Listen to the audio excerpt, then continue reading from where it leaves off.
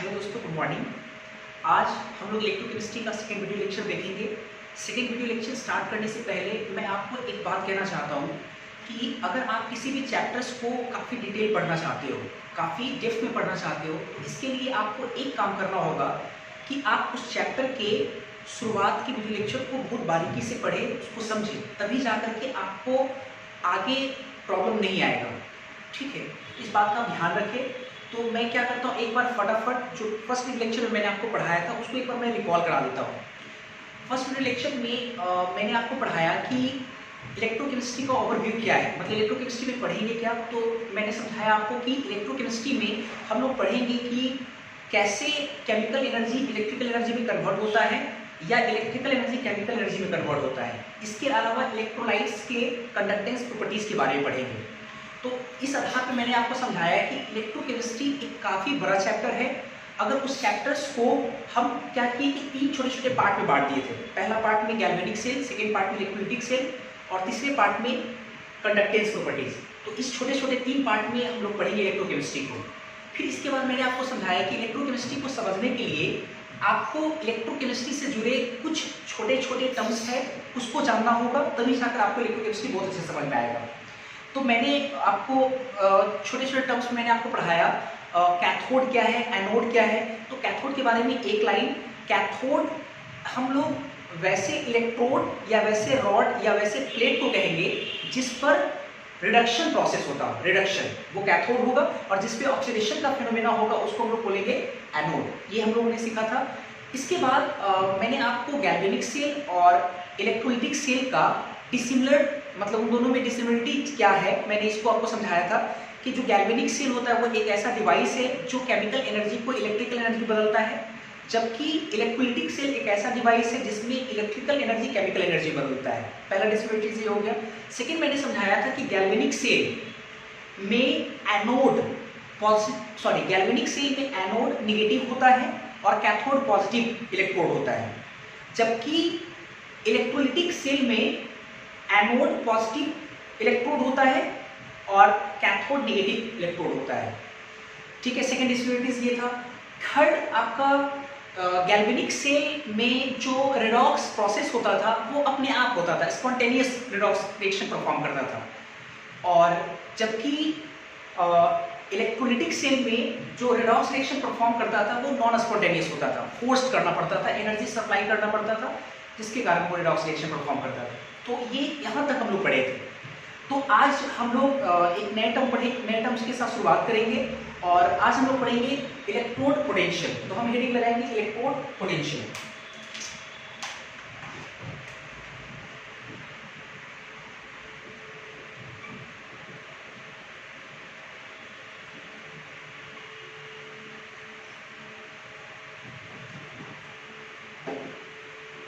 Electrode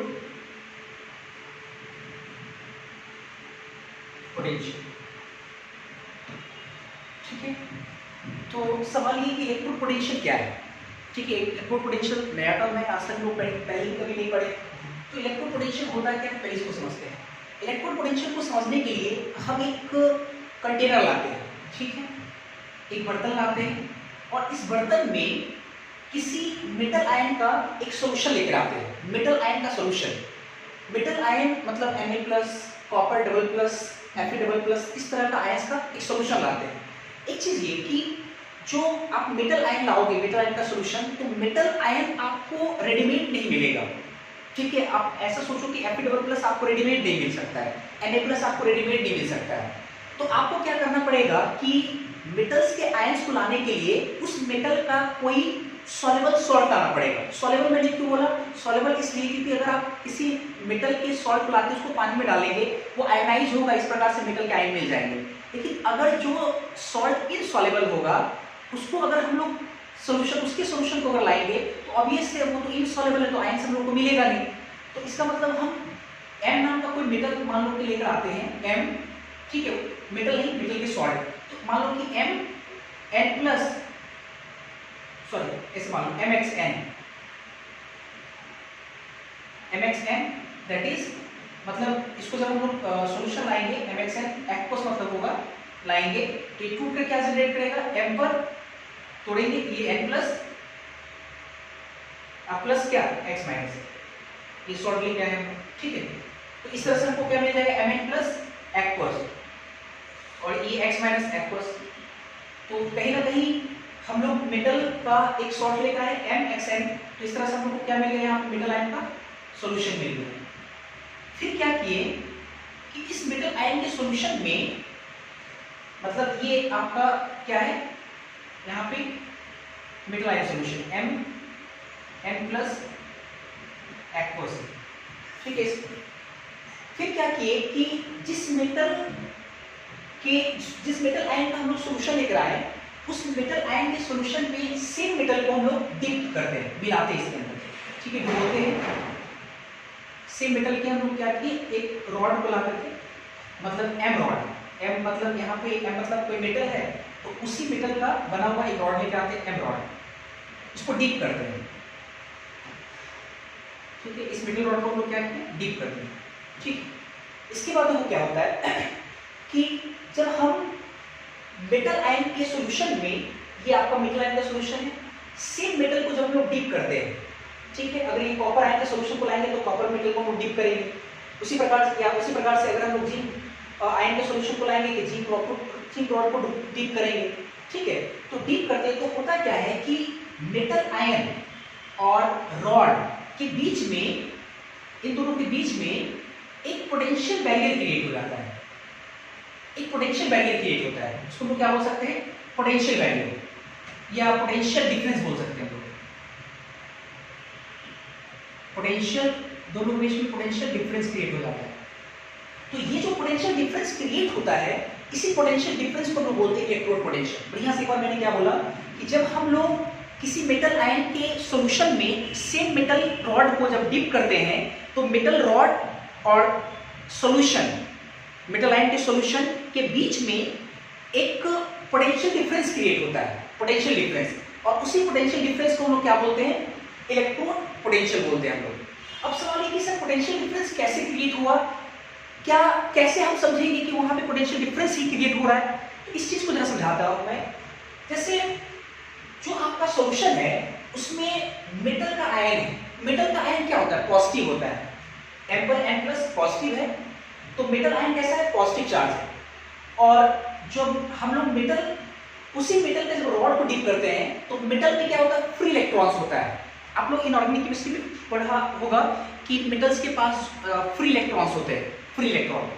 तो जो metal है इस मेटल में क्या है फ्री इलेक्ट्रॉन नेगेटिव चार्ज होता है, तो नेगेटिव और पॉजिटिव, तो नेगेटिव और पॉजिटिव जो बच्चे फिजिक्स पढ़ेंगे उसको पता होगा कि नेगेटिव का एक प्लेट है, एक मान लो पॉजिटिव है, तो इसका मतलब दोनों के बीच में एक कैसा क्या आएगा, ये नेगेटिव आपका पोटेंशियल होगा, ये पॉजिटिव, और दोनों के डिफरेंस को हम लोग क्या बोलेंगे potential difference.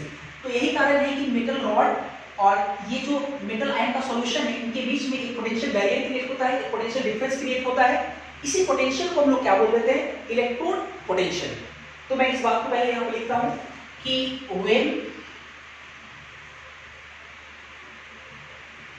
when a metal rod is dipped into a solution of own ions, ठीक है, when a metal rod is dipped into a solution of own ions, then potential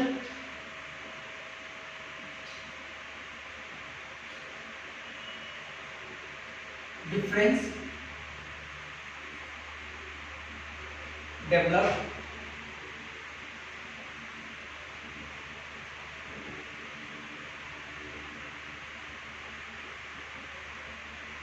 between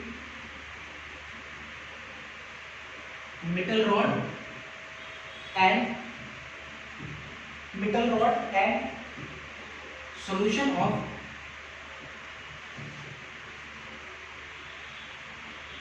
metal ions, and solution of metal ions is called, इसी को हम लोग क्या बोलेंगे is called electrode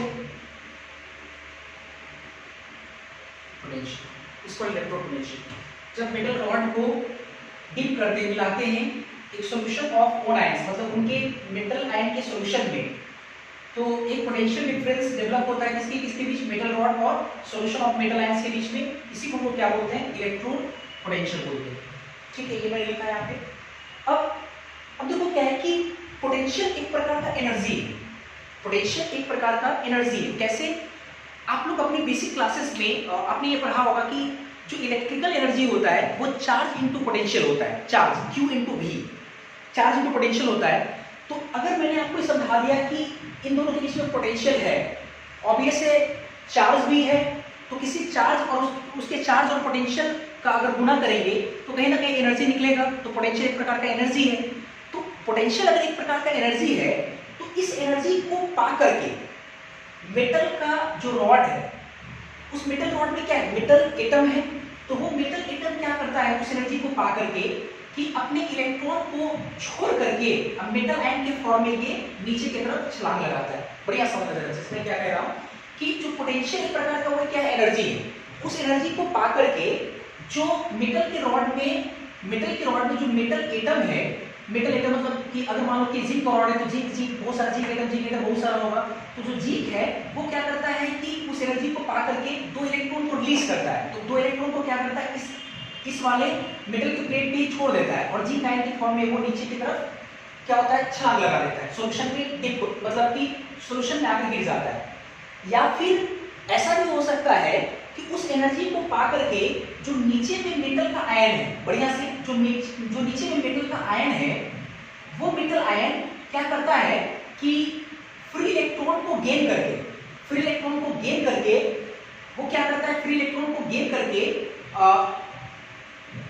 जो electron, ये जो आपका फ्री इलेक्ट्रॉन है, यहाँ जो आपका मेटल का आयन है, वो क्या करता है, इलेक्ट्रॉन को गेन करके रिड्यूस हो जाता है, रिडक्शन कर लेता है। ठीक है, रिडक्शन कर लेता है। तो इस आधार पे इलेक्ट्रोड पोटेंशियल दो तरह का होता है, एक को हम लोग बोलते हैं ऑक्सीडेशन इलेक्ट्रोड पोटेंशियल और एक को हम लोग बोलते हैं रिडक्शन इलेक्ट्रोड पोटेंशियल।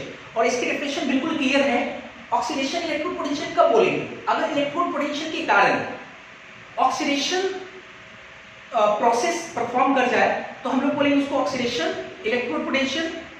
और अगर उस एनर्जी को पा करके, मतलब इलेक्ट्रोड पोटेंशियल के कारण अगर कोई स्पेसीज रिड्यूस हो जाए, रिडक्शन में पार्टिसिपेट कर जाए, तो ऐसे इलेक्ट्रोड पोटेंशियल को हम लोग क्या बोलेंगे, रिडक्शन इलेक्ट्रोड पोटेंशियल। तो यहां समझेंगे कि इलेक्ट्रोड पोटेंशियल की बात करें, टाइप्स ऑफ इलेक्ट्रोड पोटेंशियल, तो लिख सकते हैं यहां पे क्या, देयर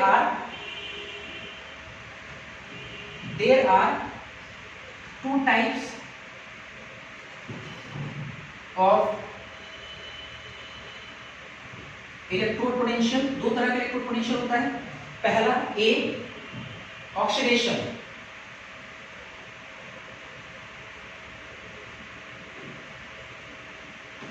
इलेक्ट्रोड पोटेंशियल, और सेकेंड होता है reduction electrode potential. Oxidation electrode potential को हम लोग इलेक्ट्रोड पोटेंशियल को ई से रिप्रेजेंट करते हैं। इलेक्ट्रोड पोटेंशियल किससे रिप्रेजेंट करते हैं, ई से। तो ऑक्सीडेशन इलेक्ट्रोड पोटेंशियल को रिप्रेजेंट करने के लिए क्या करते हैं कि ई तो हो गया इलेक्ट्रोड पोटेंशियल, ऑक्सीडेशन दिखाना है तो हम लोग क्या करते हैं, ऑक्सीडेशन ओ शॉर्टली पी लिख देते हैं, ओपी, मतलब ये हो गया ऑक्सीडेशन इलेक्ट्रोड पोटेंशियल। ठीक है, और रिडक्शन इलेक्ट्रोड पोटेंशियल को इसी तरह से हम लोग क्या दिखाएंगे, ई आरपी सबस्क्रिप्ट फॉर्म में। तो reduction electrode potential ERP reduction oxidation, sorry reduction electrode potential, EOP मतलब ऑक्सीडेशन इलेक्ट्रोड पोटेंशियल, ऐसे रिप्रेजेंट करते हैं। तो एक लाइन इसकी डेफिनेशन को मैं लिख देता हूं। पहला बात ये कि ऑक्सीडेशन इलेक्ट्रोड पोटेंशियल क्या है, oxidation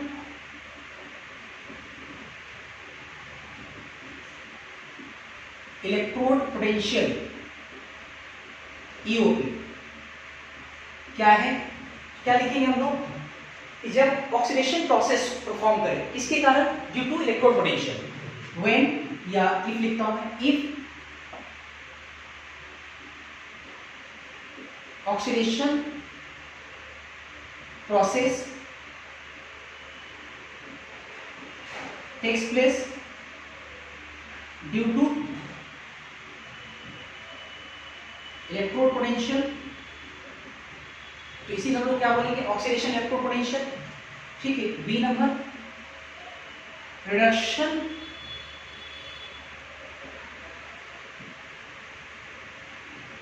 electrode potential. Reduction electrode potential E RP, ये किसको कहेंगे हम लोग, रिडक्शन को, मतलब व्हेन या if reduction process takes place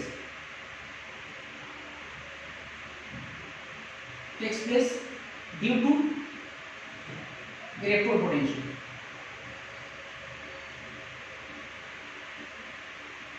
electrode potential के कारण क्या हो, ऑक्सीडेशन रिडक्शन प्रोसेस हो, तो इस ऐसे पोटेंशियल को हम लोग क्या बोलेंगे, रिडक्शन इलेक्ट्रोड पोटेंशियल। क्लियर है? तो सबसे पहले आप तो ये इसको नोट करो, फिर इसके बाद हम लोग देखते हैं, इसको नोट करते हैं।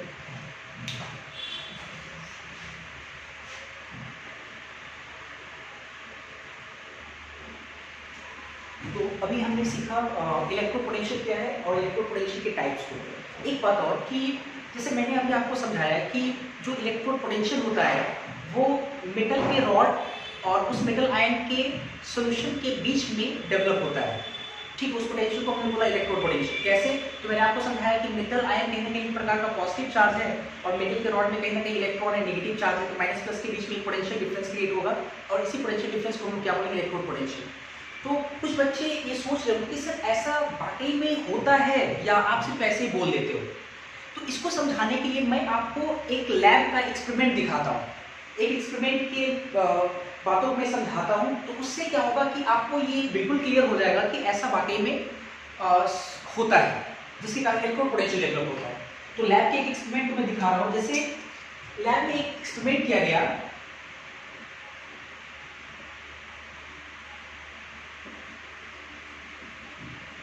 एक्सपेरिमेंट इसके लिए क्या किया गया कि एक कंटेनर लिया गया, ठीक है, और इस कंटेनर में कॉपर के आयंस को रखा गया, इसमें कॉपर आयंस के सॉल्यूशन को इसमें लाया गया। तो कॉपर आयन की सॉल्यूशन, कॉपर आयन को रेडीमेड मिलेगा नहीं, तो हम लोग कॉपर आयन लाने के लिए क्या करेंगे, कॉपर के किसी सॉल्युबल सॉल्ट को लाना पड़ेगा। कॉपर सल्फेट सॉल्युबल है, कॉपर नाइट्रेट सॉल्युबल है, कॉपर है ना, और भी कॉपर के और भी बहुत सारे सॉल्ट जो है सॉल्युबल है, कॉपर हाइड्रोक्साइड इनसॉल्युबल है ना। तो हम लोगों को इनसॉल्युबल सॉल्ट नहीं लाना है। तो अगर मान लो कि हम कॉपर की सल्फेट को लाते हैं या कॉपर नाइट्रेट भी ला सकते हैं हम लोग, तो कॉपर सल्फेट अगर लाते हैं इसमें CuSO4 aqueous, CuSO4 copper sulphate aqueous का मतलब हुआ copper double plus aqueous plus SO4 में डबल माइनस एक्वस। क्लियर है? तो ये इसमें क्या है, कॉपर आयन का सॉल्यूशन है। और ये जो कॉपर सल्फेट का जो सॉल्यूशन का कलर होता है, ये कलर होता है blue colour, blue colour solution का कलर क्या है, ब्लू कलर। और सॉल्यूशन का जो ब्लू कलर है वो कॉपर डबल प्लस के कारण होता है, कॉपर डबल प्लस है। जैसे अगर आप मान लो कि कॉपर सल्फेट लाए, कॉपर डबल प्लस का कोई अगर सॉल्युबल सॉल्ट अगर आप लेकर आओगे, तो ऑब्वियस कॉपर डबल प्लस का जो कलर होता है वो ब्लू होता है। तो कॉपर नाइट्रेट भी लाओगे तब भी वो ब्लू रहेगा, कॉपर सल्फेट लाओगे तब भी वो ब्लू रहेगा। ठीक है, तो ये सॉल्यूशन क्या है, ब्लू कलर। और ब्लू कलर किसके कारण, कॉपर डबल प्लस आयन के कारण। ठीक है, प्राइम का अलग कलर होता है। ठीक है, इसके बाद देखते हैं जरा फिर क्या किया गया कि इसमें कॉपर आयन के सॉल्यूशन में एक जिंक रॉड डाला गया, इसमें जिंक रॉड। ठीक है, जिंक रॉड। तो जिंक रॉड को डालने के बाद जब देखा गया कि जैसे जैसे समय मतलब गुजर रहा है, उसके साथ देखा गया कि जो जिंक रॉड है, नीचे का जो थिकनेस है रॉड का, वो धीरे धीरे घट रहा है। नीचे का जो मोटाई है वो धीरे धीरे क्या हो रहा है, घट रहा है। हम ये कहना चाहते हैं कि ऑब्जर्वेशन में पाया गया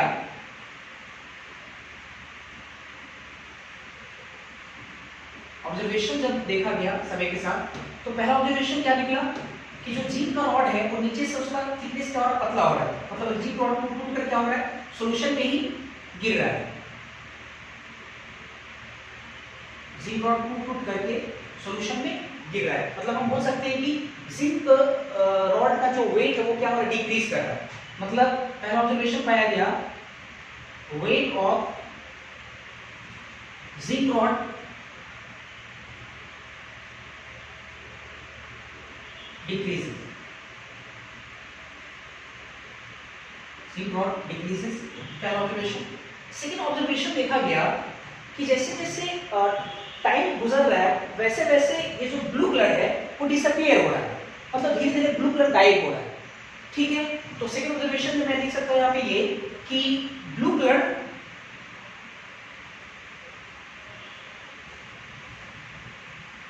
और सॉल्यूशन डिसअपियर।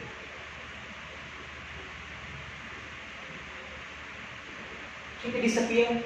अच्छा, तीसरा ऑब्जर्वेशन देखा गया कि इस सॉल्यूशन में नीचे की तरफ, मतलब पीपीटी के फॉर्म में, प्रेसिपिटेट सॉलिड के फॉर्म में रेड पीपीटी बन जा रहा है, रेड पीपीटी।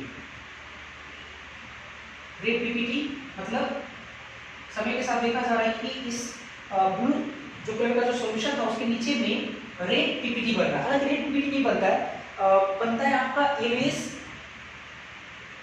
ऑरेंज बनता है, मतलब जो तांबे का कलर होता है। ठीक है, तांबे का कलर, आप उसको ऑरेंज को थोड़ा इंटेंस करोगे तो वो रेड हो जाता है, तो आप उसको रेड पीपीटी बोल सकते हो। रेड पीपीटी फॉर्मेशन हो रहा है नीचे में। और चौथा ऑब्जर्वेशन देखा गया कि जब इस कंटेनर को छू कर देखा गया तो देखा गया कि काफी गर्म महसूस हो रहा है, मतलब जब इसमें हम थर्मामीटर अगर डाल देते हैं, थर्मामीटर डालने के बाद देखा गया कि टेम्परेचर तेजी से जो है वो बढ़ रहा है, मतलब टी इंक्रीजेस, मतलब हम बोल सकते हैं टेम्परेचर इंक्रीजेस। ये चार ऑब्जर्वेशन पाया गया। जब हम लोग कॉपर आयन के सॉल्यूशन में जिंक रॉड को डिप किए तो जिंक रॉड धीरे धीरे टूट करके गिरना स्टार्ट हो गया, तो हम लोग बोल सकते हैं वेट ऑफ जिंक डिक्रीजेस। फिर उसके बाद हम लोग देखते हैं कि जो कलर ब्लू था इस सॉल्यूशन का कॉपर डबल प्लस आयन के कारण, वो धीरे धीरे कॉपर डबल प्लस आयन के कारण जो कलर ब्लू था वो ब्लू कलर धीरे धीरे डिसअपियर हो रहा है। तीसरा ऑब्जर्वेशन में देखा गया कि रेड पीपीटी नीचे की तरफ बन रहा है, और चौथा ऑब्जर्वेशन में देखा गया कि जो टेम्परेचर है वो तेजी से इंक्रीज कर रहा है। तो इन चार ऑब्जर्वेशन के आधार पे जब कंक्लूजन निकाला गया तो कंक्लूजन क्या मिलेगा जरा देखते हैं हम लोग। कंक्लूजन, निष्कर्ष, इसके निष्कर्ष क्या आते हैं। पहला निष्कर्ष, अगर जिंक रॉड का वेट डिक्रीज कर रहा है, मतलब जो जिंक रॉड है वो टूट करके नीचे की तरफ गिर रहा है, ये आपका थर्मामीटर है।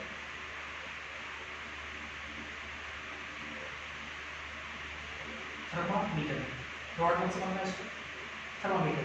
ठीक, तो जिंक रॉड का जो वेट है वो डिक्रीज कर रहा है, मतलब ये कि जिंक ऑब्वियसली मेटल है, तो ऐसा तो नहीं होगा कि जिंक रॉड वेपर बन के उड़ेगा, बल्कि जिंक रॉड अगर डिप किए हैं हम लोग कॉपर आयन के सॉल्यूशन में और नीचे से उसका अगर थिकनेस पतला हो रहा है, इसका मतलब ये हुआ कि जिंक रॉड कहीं ना कहीं टूट करके इस कॉपर आयन के सॉल्यूशन में नीचे की तरफ गिर रहा है। तो इसका मतलब ये हुआ कि जिंक रॉड में जिंक किस फॉर्म में, जेड सॉलिड के फॉर्म में है, और जेड सॉलिड जो है वो नीचे की तरफ सॉल्यूशन में जा रहा है, इसका मतलब Z solid Z double plus aqueous में जा रहा है। मतलब पहला ऑब्जर्वेशन के हिसाब से जो जिंक आपका है, जिंक सॉलिड, ये किस में जा रहा है आपका, Zn डबल प्लस एक्वस, और Zn डबल प्लस एक्वस में जाने का मतलब ये हुआ कि 2 इलेक्ट्रॉन को रिलीज करेगा, अर्थात हम लोग बोल सकते हैं ऑक्सीडेशन प्रोसेस परफॉर्म होगा। देखो ऑक्सीडेशन हो रहा है, जिंक का क्या हो रहा है, ऑक्सीडेशन प्रोसेस हो रहा है, ऑक्सीडेशन रिएक्शन हो रहा है। सेकेंड ऑब्जर्वेशन में देखा गया कि ब्लू कलर डिसअपियर हो रहा है। अच्छा, ब्लू कलर किसके कारण था, कॉपर डबल प्लस आयन के कारण। तो जैसे जैसे कॉपर डबल प्लस आयन गायब होगा, जैसे जैसे कॉपर डबल प्लस आयन क्या होगा, गायब होगा, डिसअपियर होगा, तो इसका मतलब ये हुआ कि कॉपर डबल प्लस आयन कहीं ना कहीं अगर गायब हो रहा है तो वो कहीं ना कहीं copper double plus ion copper solid बन रहा होगा, और कॉपर सॉलिड बनने का ये सबूत ये है कि वो रेड पीपीटी जो बन रहा है वो कॉपर सॉलिड ही है, क्योंकि कॉपर जो तांबा होता है उसका कलर कैसा होता है, सॉलिड फॉर्म में येलोइश ऑरेंज होता है, जिसको हम रेड बोल सकते हैं, थोड़ा इंटेंस में रेड आ जाता है, येलोइश ऑरेंज को हम लोग रेड बोल सकते हैं। तो रेड पीपीटी जो बन रहा है वो कहीं ना कहीं कॉपर के कारण बन रहा है। तो हम लोग क्या बोल सकते हैं कि ब्लू कलर सॉल्यूशन जो डिसअपियर हो रहा है उसका रीजन ये है कि जो सॉल्यूशन में आपका कॉपर डबल प्लस आयन है वो कॉपर सॉलिड में जा रहा है, कॉपर सॉलिड में जा रहा है, रेड पीपीटी में जा रहा है। Rate PPT. तो ये कैसे जाएगा, ये 2 इलेक्ट्रॉन को गेन करके, copper double plus ion 2 electron को गेन करके कॉपर सॉलिड में है ना रेट पीपीटी में जाएगा। मतलब अगर हम देखा जाए तो copper double plus ion electron को गेन करके कॉपर में जा रहा है, अर्थात कौन सा प्रोसेस हो रहा है, ये आपका रिडक्शन प्रोसेस हो रहा है, रिडक्शन प्रोसेस हो रहा है, ये ऑक्सीडेशन ये रिडक्शन।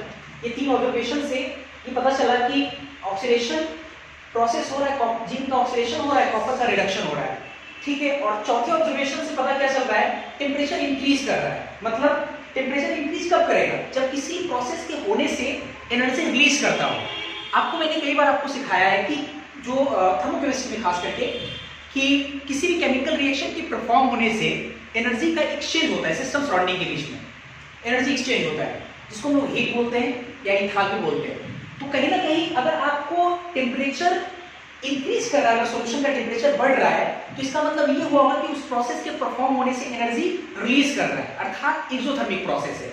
मतलब ये पहला चीज ये कि जिंक ऑक्सीडाइज हो रहा है, कॉपर रिडक्शन हो रहा है, तो जब दोनों को हम लोग जोड़ेंगे तो ओवरऑल रिएक्शन क्या होगा, ओवरऑल रिएक्शन क्या होगा, रेडॉक्स रिएक्शन होगा। ओवरऑल रेडॉक्स रिएक्शन होगा आपका क्या, रेडॉक्स। अगर हम दोनों को जोड़े तो ऑब्वियसली दो इलेक्ट्रॉन कट जाएगा, तो क्या बनेगा, zinc solid plus copper double plus zinc double plus aqueous plus copper solid. सही है, ये रेडॉक्स रिएक्शन हो गया।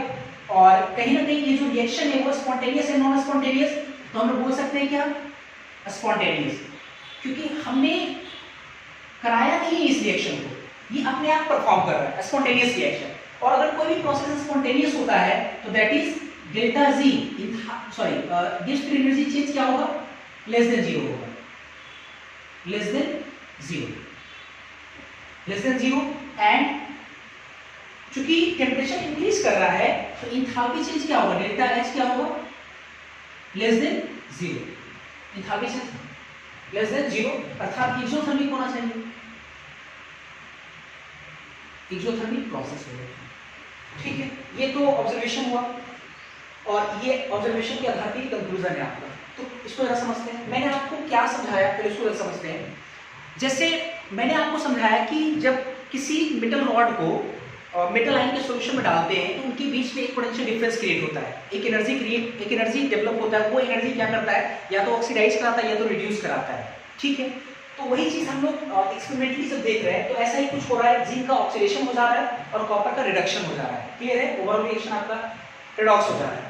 तो मेरा ये कहना था कि ये जो आपका कहीं ना कहीं ये जो एक्सपेरिमेंट से ये बात साबित हो जा रहा है कि जो जिंक का ऑक्सीडेशन हो रहा है तो कहीं ना कहीं जिंक मेटल और जो आयंस का जो सॉल्यूशन है उनके बीच में एक पोटेंशियल डिफरेंस क्रिएट हुआ होगा और उसके डिफरेंस क्रिएट होने से एक एनर्जी डेवलप हुआ होगा और वो एनर्जी जिंक मेटल को ऑक्सीडाइज करा दे रहा है, क्लियर है। तो इस बात से साबित होता है कि कहीं ना कहीं मेटल को जब मेटल आयन के सॉल्यूशन में डालते हैं तो एक पोटेंशियल क्रिएट होता है जिसको हम लोग बोलते हैं इलेक्ट्रॉन पोटेंशियल। ये क्लियर हो गया।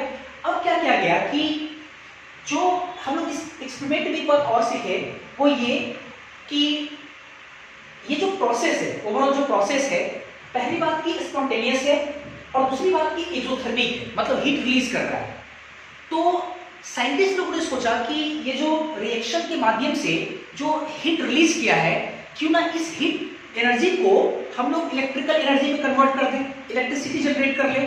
और इस इलेक्ट्रिसिटी को जनरेट करने के लिए उन्होंने एक डिवाइस बनाया जिसको हम लोग बोलते हैं गैल्वेनिक से, या उसको हम लोग बोलते हैं वोल्टाइक से। आप लोगों को मैंने लास्ट क्लास में समझाया था, है ना, लास्ट क्लास में। तो इस एनर्जी को, मतलब इस हीट एनर्जी को हम लोग क्या करते हैं, साइंटिस्ट लोगों ने क्या किया, एक डिवाइस तैयार किया और जिस डिवाइस में हम लोग इस हीट एनर्जी को क्या किए, इलेक्ट्रिकल एनर्जी में कन्वर्ट कर देते हैं। और उसी इलेक्ट्रिकल एनर्जी को कन्वर्ट करने के लिए हम लोग जो डिवाइस इस्तेमाल करते हैं उसको क्या बोले थे, गैल्वेनिक से। तो इसके बाद हम लोग शुरुआत करेंगे गैल्वेनिक से। और मैंने पहले ही आपको बताया था गैल्वेनिक से एक बड़ा पोर्शन है, तो गैल्वेनिक से को समझने के लिए कम से कम तो 1.25 घंटा मेरे को चाहिए, पौने 1 घंटा तकरीबन चाहिए, 45-50 मिनट चाहिए अपने को, ठीक है। तो पहले आप इसको नोट करो, जिसके बाद देखते हैं।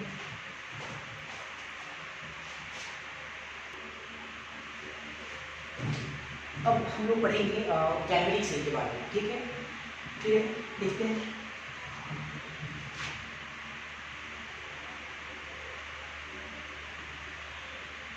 गैल्वेनिक सेल या उसको भी बोल सकते हैं वोल्टेइक सेल, एक ही चीजें हैं, वोल्टेइक सेल, ठीक है, गैल्वेनिक सेल या वोल्टेइक सेल। एक बात और कि जैसे गैल्वेनिक सेल एक बड़ा मेजर पार्ट है, ठीक है, तो गैल्वेनिक सेल जो है वो बहुत सारा गैल्वेनिक सेल हो सकता है। जैसे मैं ये कहना चाहता हूँ कि अगर आप कोई एक ऐसा सेल कंस्ट्रक्ट करते हो जिसमें केमिकल एनर्जी इलेक्ट्रिकल एनर्जी बदलता है, तो आप उन सारे सेल को गैल्वेनिक सेल या वोल्टेइक सेल बोलोगे। क्लियर है? जैसे कि मैंने यहाँ पे लिखा है, इसमें एक आता है डेनियल सेल। डेनियल सेल, अगर आप सेल में जिंक और कॉपर का रॉड इस्तेमाल करते हो, जिंक या कॉपर का अगर इलेक्ट्रोड बनाते हो, तो वैसे गैल्वेनिक सेल को हम लोग बोलेंगे, वैसे गैल्वेनिक सेल को हम लोग बोलेंगे डेनियल सेल। लेकिन अगर आप कॉपर और जिंक रॉड के जगह पे अगर किसी दूसरे मेटल के रॉड को इस्तेमाल करते हो, तो उसको हम लोग बोल सकते हैं सिर्फ क्या, उसको हम लोग बोल सकते हैं वोल्टेइक सेल या गैल्वेनिक सेल बोल सकते हैं। तो आपके एनसीईआरटी या आपके किसी भी रेफरेंस किताब में गैल्वेनिक सेल को समझाने के लिए कॉपर जिंक रॉड वाले सेल को लेकर के दिखाया गया, जिसको हम बोलते हैं डेनियल सेल। ठीक है, मतलब मैं ये कह सकता हूं कि जो डेनियल सेल है, डेनियल जो सेल है ये क्या है, एग्जाम्पल ऑफ, इसका एग्जाम्पल ऑफ गैल्वेनिक सेल या वोल्टेइक सेल। वोल्टेइक सेल का क्या है एग्जाम्पल है, कौन, डेनियल सेल। मतलब डेनियल सेल किसको बोलेंगे, तो डेनियल सेल में जो है, डेनियल सेल में हम लोग जिंक कॉपर रॉड इस्तेमाल करेंगे, जिंक कॉपर रॉड। अगर जिंक कॉपर रॉड को इस्तेमाल करते हैं तो ये आपका क्या होगा, डेनियल सेल। लेकिन अगर जिंक कॉपर की जगह पे, अगर हम लोग जिंक की जगह पे निकेल, कॉपर की जगह पे अगर प्लेटिनम ये सब इस्तेमाल करते हैं, तो वो आपका गैल्वेनिक सेल या वोल्टेइक सेल होगा, लेकिन आप उसको डेनियल सेल नहीं बोल सकते। तो गैल्वेनिक सेल या वोल्टेइक सेल को समझाने के लिए आपके एनसीईआरटी या किसी भी रेफरेंस किताब में डेनियल सेल के एग्जांपल्स को डिटेल किया गया, उसी की वर्किंग को समझाया गया। ठीक है, तो हम लोग डेनियल सेल देखेंगे, देखते हैं। तो गैल्वेनिक सेल होता कैसा है, उसका मतलब वर्क कैसे करता है, इन सब चीजों को हम लोग देखेंगे। तो गैल्वेनिक सेल के लिए हम लोग क्या करते हैं, 2 कंटेनर लेके आते हैं, 2 कंटेनर लेके आते हैं। एक आपका ये हो गया कंटेनर, और एक कंटेनर और लेकर आते हैं। एक कंटेनर में हम लोग क्या करते हैं, जिंक आयन के सॉल्यूशन को लाते हैं। जिंक आयन के सॉल्यूशन को लाने के लिए हमको जिंक को सॉल्व करना पड़ेगा, तो जिंक सल्फेट लाते हैं, ZnSO4 एक्वस, मतलब Zn double plus aqueous plus SO4 पे डबल माइनस आयन। ठीक है, ये आपका हो गया जिंक आयन का सॉल्यूशन।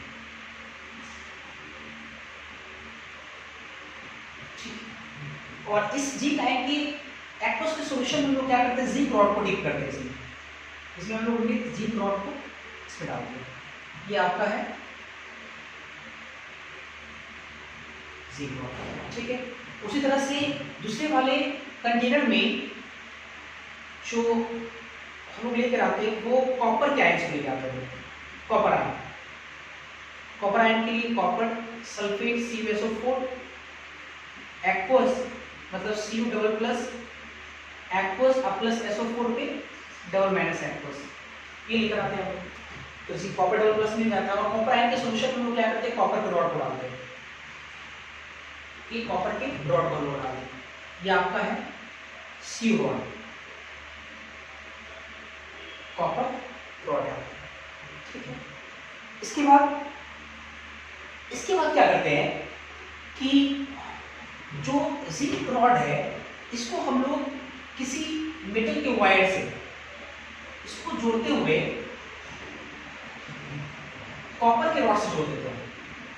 कॉपर के रॉड एक कंडक्टिंग वायर से इसको कनेक्ट कर देते हैं, और बीच में क्या करते हैं कि एमीटर या गैल्वेनोमीटर लगा देते हैं। मान लो एमीटर ही हम लोगों ने लगाया यहाँ, एमीटर या गैल्वेनोमीटर या बल्ब लगा देते हैं। ठीक है, वो इसलिए ताकि हमको ये इंडिकेशन मिल जाए कि इस वायर के माध्यम से इलेक्ट्रिसिटी पास कर रहा है। तो उसी चीज को पता करने के लिए हम क्या करते हैं, एमीटर या गैल्वेनोमीटर या किसी वॉल को नहीं जोड़ देते, ठीक है। इसके बाद देखते हैं जरा ये जिंक रॉड, ये कॉपर रॉड। अब देखो होता क्या है जरा बढ़िया से, होता क्या है कि जब हम लोग जिंक रॉड जिंक आयन के सॉल्यूशन में जब जिंक रॉड को डालते हैं तो जिंक रॉड में जिंक मेटल है, जिंक एटम है, जेनेन करके जेनेन सॉलिड है। तो होता क्या है कि जो जेनेन सॉलिड है और ये जो जिंक आयन का सॉल्यूशन है उनके बीच पोटेंशियल डिफरेंस क्रिएट होता है, और पोटेंशियल डिफरेंस क्रिएट होने के कारण जो जिंक रॉड है उसमें जिंक एटम है, जिंक एटम इलेक्ट्रॉन को छोड़ करके इस वाले रॉड में इलेक्ट्रॉन को छोड़ करके जिंक डबल प्लस आयन बन करके इसमें छलांग लगाता है। मतलब पहले से जेनेन डबल प्लस आयन तो है ही, और भी क्या होता है जो जेनेन सॉलिड है वो जेनेन डबल प्लस एक्वस में नीचे की तरफ आ जाता है, और यहाँ पे क्या आ जाता है इलेक्ट्रॉन, और इलेक्ट्रॉन को कैसा चार्ज होता है माइनस। तो ये इसके इस रॉड के ऊपर माइनस चार्ज अपीयर होता है, नेगेटिव चार्ज अपीयर होता है, ठीक है। और चूंकि इसको हम लोग क्या किए एक कंडक्टिंग वायर से जोड़ दिए तो ये इलेक्ट्रॉन क्या करेगा इस वायर की मदद से आगे एक्यूमुलेट करेगा, आगे की ओर बढ़ेगा, आगे की ओर जाएगा और यहाँ इस रॉड के पास आएगा। और इसमें क्या है कॉपर डबल प्लस है पहले से। तो जो कॉपर डबल प्लस है एक्वस में, ये क्या करता है कि इस इलेक्ट्रॉन को जो कि आपका जिंक डबल प्लस आयन के जो द्वारा छोड़ा गया जो इलेक्ट्रॉन है, वो इलेक्ट्रॉन जब इस कंडक्टिंग वायर की मदद से जब यहाँ पहुंचता है, इस इलेक्ट्रॉन को कॉपर क्या करता है, copper double plus ion gain करता है, और गेन करके कॉपर सॉलिड के फॉर्म में इसके ऊपर डिपॉजिट हो जाता है, कॉपर सॉलिड के फॉर्म में। ये कॉपर का रॉड है, उसी कॉपर के रॉड पे क्या होता है कॉपर के सॉलिड बनकर के इस पर डिपॉजिट हो जाता है कॉपर सॉलिड।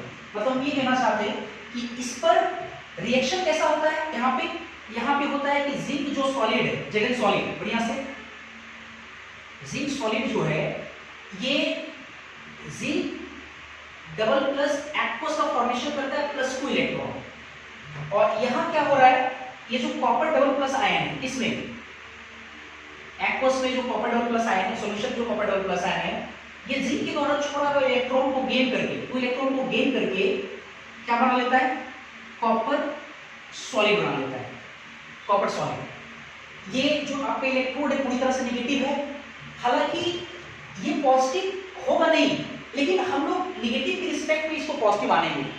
पॉजिटिव क्यों नहीं होगा पहले इसको समझते हैं। ये जो कॉपर डबल प्लस आयन है, ये जो इलेक्ट्रॉन कंडक्टिंग वायर की मदद से जो आगे मिल रहा है आपको यहाँ पे, मतलब जिंक के द्वारा जो छोड़ा हुआ इलेक्ट्रॉन है, उस छोड़े इलेक्ट्रॉन को कॉपर क्या कर रहा है गेन कर रहा है। तो ऑब्वियसली इस मेटल की रॉड पर किसी तरह का कोई चार्ज एक्यूमुलेट नहीं होगा, तो जब चार्ज आएगा नहीं तो हम क्या कर रहे हैं कि यहाँ जो नेगेटिव है उसके रिस्पेक्ट में यहाँ पे वो क्या मान लेते हैं पॉजिटिव मान लेते हैं, ये प्लस चार्ज, इसके ऊपर प्लस चार्ज अपीयर हो जाएगा, ठीक है, पॉजिटिव चार्ज आ जाएगा, ठीक है। अब क्या होगा कि ये पॉजिटिव चार्ज आ गया, हम लोग देख पा रहे हैं क्या कि इलेक्ट्रॉन इधर फ्लो कर रहा है, मतलब एनोड, ठीक है, देखते हैं ये इलेक्ट्रॉन जो है लेफ्ट साइड जो कंपार्टमेंट है इधर से इलेक्ट्रॉन निकल करके राइट साइड कंपार्टमेंट की तरफ आगे बढ़ रहा है। तो अभी इस इलेक्ट्रॉन का डायरेक्शन इधर है, तो हम लोग फिजिक्स में क्या पढ़े हैं कि इलेक्ट्रॉन अगर लेफ्ट साइड से राइट साइड की तरफ अगर फ्लो कर रहा है तो इसका मतलब जो इलेक्ट्रिसिटी का जो डायरेक्शन होगा, आई का जो डायरेक्शन होगा वो क्या होगा, राइट से लेफ्ट हो जाएगा, ठीक है, मतलब आपके राइट साइड जो कंपार्टमेंट है उससे लेफ्ट साइड कंपार्टमेंट की तरफ हो जाएगा, ठीक है। इसके बाद देखते हैं जरा, तो इस तरह से ये जो एमिटर है ये ब्लिंक करने लगता है यहाँ पे, मतलब जो इसमें कांटा लगा हुआ है वो इंडिकेट करता है, किधर इंडिकेट करेगा, इलेक्ट्रिसिटी इधर पास कर रहा है, इसका मतलब जो आपका यहाँ पे जो इंडिकेटर होगा, जो सुई होगा वो इस तरफ इधर आ जाएगा, राइट मतलब लेफ्ट साइड की तरफ ये इंडिकेट करेगा, ठीक है। इसके बाद देखते हैं, अब देखो क्या है, इस तरह से इलेक्ट्रिसिटी जनरेट होता है। इसमें और कुछ लिखते हैं जरा, जैसे देखो इस वाले इलेक्ट्रोड पे जिंक रॉड जो इलेक्ट्रोड है ये कैसा है, निगेटिव चार्ज या निगेटिव इलेक्ट्रोड बोल सकते हैं इसको हम लोग, निगेटिव चार्ज इलेक्ट्रोड, और इस पर चूंकि पॉजिटिव चार्ज अपीयर हुआ है तो ये पॉजिटिव चार्ज इलेक्ट्रोड, ये आपका positive charge electrode, negative charge ये positive charge electrode. Negative charge electrode पे चूंकि आपका ऑक्सीडेशन हुआ है, आप इसको क्या बोल सकते हैं, एनोड बोल सकते हैं, एनोड या एनोडिक कंपार्टमेंट, और इसको हम लोग क्या बोल सकते हैं, चूंकि रिडक्शन हुआ है इसको हम लोग क्या बोल सकते हैं, कैथोड बोल सकते हैं। एक बात और, ये अगर देखा जाए ये पूरी तरह से एक सेल है, तो ये सेल का ये जो लेफ्ट वाला जो पार्ट है, लेफ्ट वाला जो कंपार्टमेंट है, ये सेल का आधा हिस्सा है और ये सेल का आधा हिस्सा है। तो आप इसको हाफ ऑक्सीडेशन हाफ सेल बोल सकते हो, सॉरी। और इस हाफ मतलब ये सेल का जो आधा हिस्सा है इसमें ऑक्सीडेशन प्रोसेस हो रहा है, तो आप इसको क्या बोल सकते हैं, ऑक्सीडेशन हाफ सेल। और इसको हम लोग क्या बोल सकते हैं, क्योंकि ये सेल का आधा पार्ट है उसमें रिडक्शन हो रहा है, तो हम लोग इसको रिडक्शन हाफ सेल बोल सकते हैं, ठीक। और देखते हैं कुछ, इसको हम लोग चाहे लेफ्ट वाले को हम लोग चाहे तो ये भी बोल सकते हैं क्या, left hand LHE, left hand electrode बोल सकते हैं हम लोग। छोटी छोटी बातें हैं, बहुत इजी आपको समझ में आ रहा है। लेफ्ट साइड है, लेफ्ट हैंड इलेक्ट्रोड, ये इलेक्ट्रोड हमेशा लेफ्ट साइड रहेगा ऑक्सीडेशन वाला, इसको लेफ्ट हैंड इलेक्ट्रोड बोलेंगे। शॉर्टली इसको LHE बोलते हैं, LHE।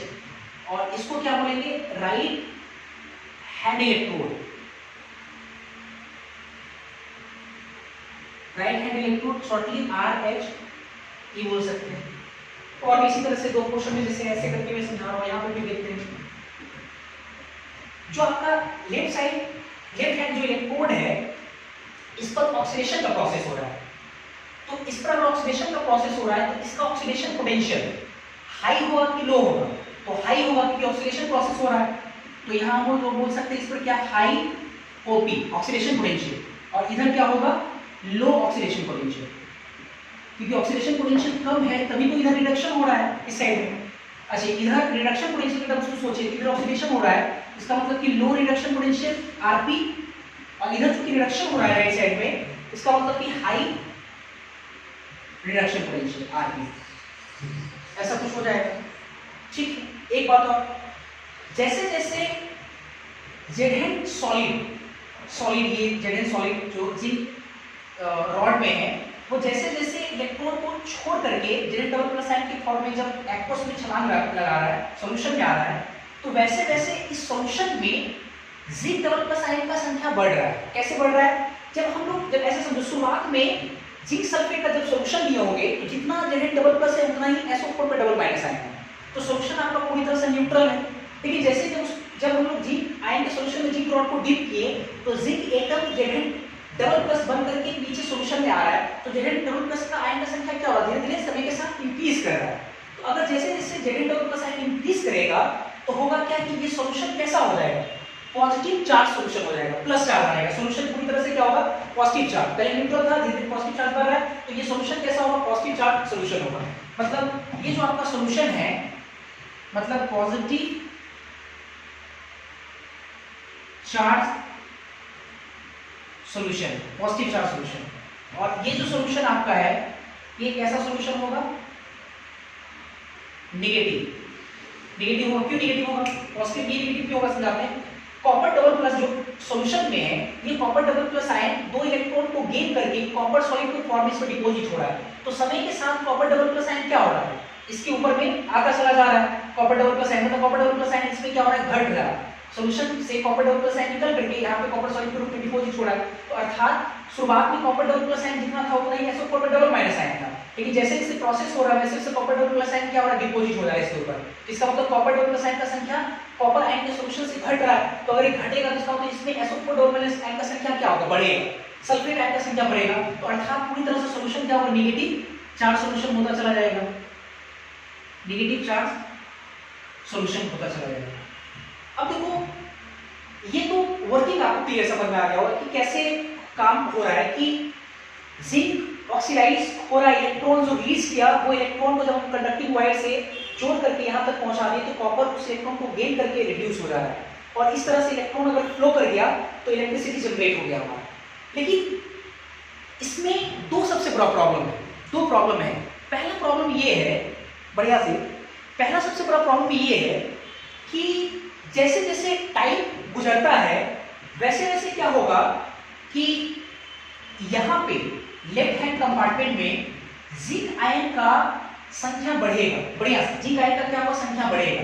तो अगर जिंक आयन का संख्या बढ़ेगा तो इसका मतलब इस रॉड के चारों तरफ जिंक आयन क्या होगा, ज्यादा से ज्यादा मिलेगा। तो जिंक आयन अगर ज्यादा से ज्यादा मिलेगा तो अब जो जिंक रॉड में जो जिंक एटम है वो इलेक्ट्रॉन को रिलीज करके अगर उतरना चाहेगा, सॉल्यूशन में छलांग लगाना चाहेगा, तो जो नीचे बैठा हुआ जिंक डबल प्लस आयन है वो बोलेगा भाई अब रहने दो, वो रिपेल करेगा उसको, क्योंकि जिंक डबल प्लस आयन नीचे अगर बढ़ जाएगा तो आने वाला इनकमिंग जो Zn डबल प्लस आयन है उनके और Zn डबल प्लस आयन जो सॉल्यूशन में उनके बीच में क्या होगा, रिपल्सन होगा, और रिपल्सन की वजह से Zn डबल प्लस आयन नीचे आना नहीं चाहेगा क्या।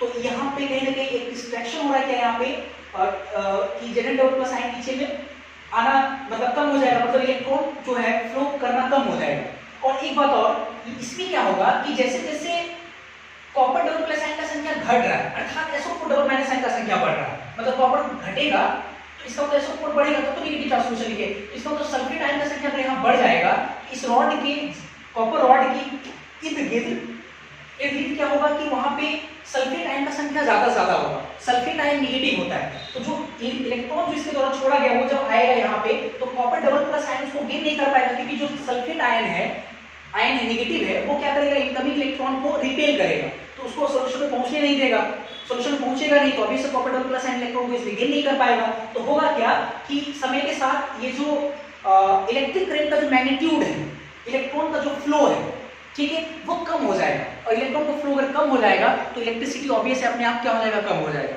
तो कभी कभी आपने देखा होगा कि जब कभी हमारा जो बैटरी है, हम लोग तो बैटरी ही पढ़ रहे हैं, ये सब तो बैटरी है, आपको जो आप घड़ी में लगाते हो वो बैटरी, चाहे वो रिमोट वाला बैटरी, पेंसिल बैटरी, किसी भी जो बैटरी को आप देखते हो वो सब बैटरी आपका कौन सा है, गैल्वेनिक से है। तो अगर तो कभी कभी आपने देखा होगा कि कभी कभी अगर बैटरी काम नहीं करता तो उसको थोड़ा सा झाड़ देते हैं या उसको थोड़ा सा अगर मतलब पीटते हैं तो देखते होंगे वो ओवर करने लगता है। तो प्रॉब्लम क्या आता है कि जब इसको थोड़ा सा अगर करेंगे तो होगा क्या कि जो SO4 डबल माइनस आयन जिसको घेर रहा है तो क्या होगा, थोड़ा सा हटेगा, जिसके कारण फिर इलेक्ट्रॉन का जो फ्लो तेजी से हो जाएगा यहाँ से इसी तरह से, जिसके कारण फिर वो ओवर करने लगता है। तो ठीक है, वो ठीक है, इसी तरह का कुछ मैकेनिज्म है। तो मेरा ये कहना है कि दो सबसे बड़ा प्रॉब्लम नंबर फर्स्ट प्रॉब्लम, पहला प्रॉब्लम ये है कि क्या होगा कि लेफ्ट हैंड जो आपका इलेक्ट्रोड है इसमें या इसके सॉल्यूशन में जिंक डबल प्लस आयन का संख्या बढ़ जा रहा है, और जो आपका राइट हैंड इलेक्ट्रोड है इसमें सल्फेट आयन का संख्या बढ़ जा रहा है, और जिसके कारण इलेक्ट्रॉन को फ्लो करने में दिक्कत आ रही है। और दूसरा सबसे बड़ा प्रॉब्लम ये है कि अगर आप सर्किट अगर अच्छे से सोचे, सर्किट चूंकि इलेक्ट्रिसिटी हम जनरेट कर रहे हैं तो इलेक्ट्रिसिटी तब जनरेट होगा ना पूरी तरह से जब सर्किट आपका कंप्लीट हो। तो आपको देखने से समझ में आना चाहिए सर्किट इनकम्प्लीट है, कैसे इलेक्ट्रॉन यहाँ से बस यहाँ ट्रांसफर हो रहा है, इलेक्ट्रॉन यहाँ से यहाँ ट्रांसफर हो रहा है, तो ऑब्वियस है सर्किट इनकम्प्लीट है। आप देख सकते हो ये सर्किट कंप्लीट नहीं हो पा रहा है क्योंकि ये वाला पार्ट अलग है, ये वाला पार्ट अलग है, तो इन दोनों को जोड़ना भी पड़ेगा तभी सर्किट कंप्लीट होगा। मतलब मेरा ये कहना है कि अगर आप एक बैटरी को लेकर के अगर आप उसके पॉजिटिव टर्मिनल को बल्ब से जोड़ देते हो, एक सेकंड बैटरी को लेकर के उसके मान लो कि नेगेटिव टर्मिनल को बल्ब के दूसरे साइड से अगर जोड़ देते हो और उन दोनों बैटरी को अगर आप उसमें नहीं सटाओगे तो ऑब्वियस है वो आपका सर्किट कंप्लीट तो हुआ नहीं, अगर नहीं सटाओगे तो इलेक्ट्रिसिटी जनरेट करेगा नहीं, तो कहीं ना कहीं ये जो सर्किट आपका है वो इनकम्प्लीट है।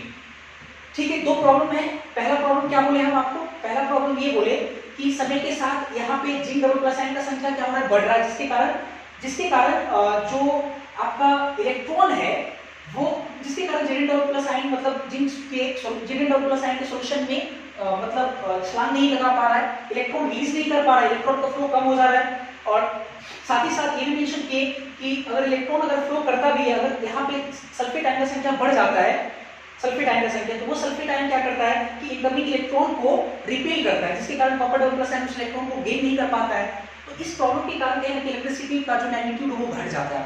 पहला प्रॉब्लम ये था।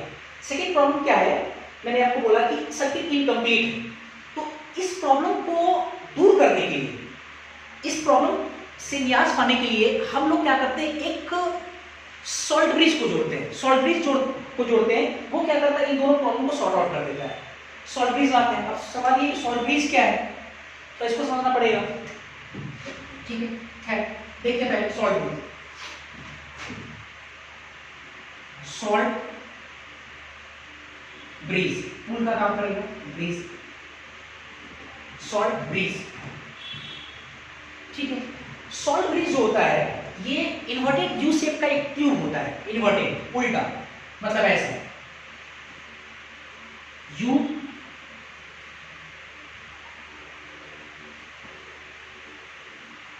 शेप का एक ट्यूब होता है, इस तरह से इन्वर्टेड यू शेप का एक ट्यूब होता है। ठीक है, तो सॉल्ट ब्रीज क्या है, पहले मैं एक्सप्लेन करता हूँ, पहले ये समझा देता हूँ। सॉल्ट ब्रीज एक इन्वर्टेड मतलब उल्टा यू शेप का एक ट्यूब होता है, ठीक है, और जिसके अंदर कॉन्सेंट्रेटेड सॉल्यूशन स्ट्रॉन्ग इलेक्ट्रोलाइट का भरा होता है। कॉन्सेंट्रेटेड सॉल्यूशन एक स्ट्रॉन्ग इलेक्ट्रोलाइट, कॉन्सेंट्रेटेड तो आपको क्लियर है, कॉन्सेंट्रेटेड मतलब कि पानी कम और आपका इलेक्ट्रोलाइट ज्यादा, मतलब सॉल्यूट ज्यादा, ठीक है, भरा होता है, कॉन्सेंट्रेटेड सॉल्यूशन हो गया। स्ट्रॉन्ग इलेक्ट्रोलाइट, स्ट्रॉन्ग इलेक्ट्रोलाइट किसको कहते हैं, वैसा इलेक्ट्रोलाइट या इलेक्ट्रोलाइट पहले किसको बोलते हैं, जिसको हम लोग पानी डालते हैं वो आयंस प्रोड्यूस करता है। स्ट्रॉन्ग किसको बोलेंगे, जो पूरी तरह से आयन प्रोड्यूस करे। जैसे आपका स्ट्रॉन्ग एसिड स्ट्रॉन्ग इलेक्ट्रोलाइट है, वीक एसिड आपका वीक इलेक्ट्रोलाइट है, स्ट्रॉन्ग नहीं है, क्योंकि वीक एसिड पार्शियली डिसोसिएट होता है, पार्शियल आयनाइज होता है। ठीक है, तो सॉल्ट ब्रीज क्या है, एक इन्वर्टेड यू शेप का एक ट्यूब होता है जिसके अंदर strong electrolyte concentrated solution of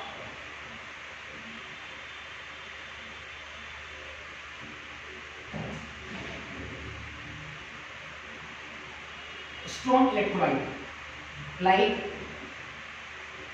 क्या क्या बना होता है, like KCl, KNO3, ammonium chloride, ठीक है, बहुत सारा ऐसे बहुत सारे strong electrolyte concentrated solution of strong electrolyte किस फॉर्म में, तो इन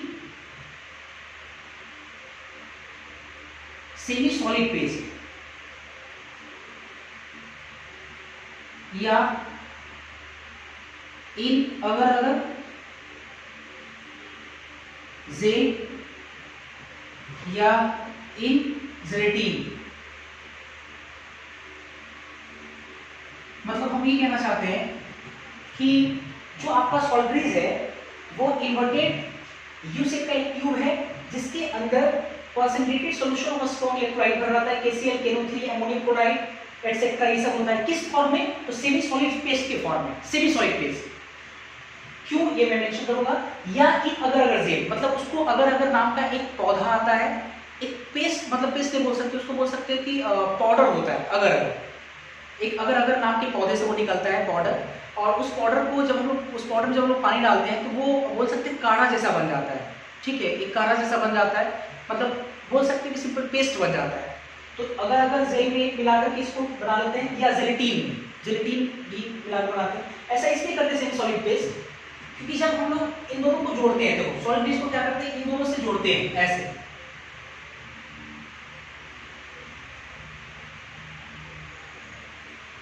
ये आपका सॉल्ट बेस है। इन्वर्टेड यू शेप का एक ट्यूब है जो कि कैथोडिक, जो कि आप बोल सकते हो कि दोनों कंपार्टमेंट को क्या कर रहा है, जोड़ रहा है। ठीक है, और इसके अंदर क्या बना होता है, स्ट्रॉन्ग इलेक्ट्रोलाइट।